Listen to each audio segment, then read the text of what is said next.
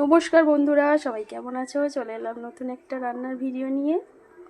তো আজকে বানাবো এই যে শিঙি মাছ আর কই মাছ দিয়ে ঝোল, সবজি দিয়ে ডাঁটা সব দিয়ে ঝোল বানাবো। আর এখানে হয়ে গেছে নিম পাতা দিয়ে বেগুন ভাজা। বেগুনগুলো ছোটো ছোটো করে কুচিয়ে নিম পাতা দিয়ে ভেজেছি। এখন এই বেগুন ভাজা খেতে বেশ ভালো লাগে নিম পাতা দিয়ে, শুকনো ভাত দিয়ে তেঁতো তেঁতো ভালোই লাগে খেতে। আর এখানে করেছি এই যে পেঁয়াজ কলি ভাজা। আর এখানে আছে এই যে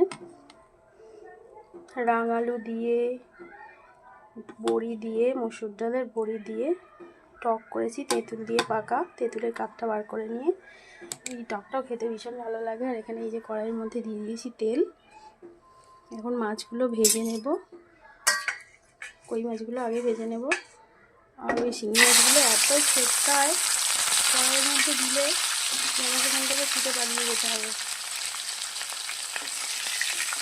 আগে কই মাছগুলো ভেজে নেব, তারপর এই শিঙি মাছগুলো ভাজা করব। এগুলো দিয়ে করবো ঝোল। এই যে সবজি দিয়ে দেওয়া হয়ে গেছে মশলা, ডাঁটা দিয়ে ঝোল করবো। এটাতে মাছ দেবো, এর মধ্যে মাছগুলো ভাজা হচ্ছে। কই মাছগুলো ভাজা হয়ে গেছে, এবার উঠিয়ে নেব। আর এই মাছগুলো ভাজবো।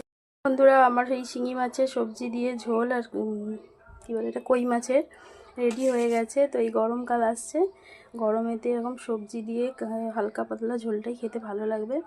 আর রিচ রান্না খেতে ভালো লাগবে না। তো আজ আমাদের এনেছিল, এই ঝোলই করলাম। তো আজ এইটুকুই। সবাই ভালো থেকো, সুস্থ থেকো।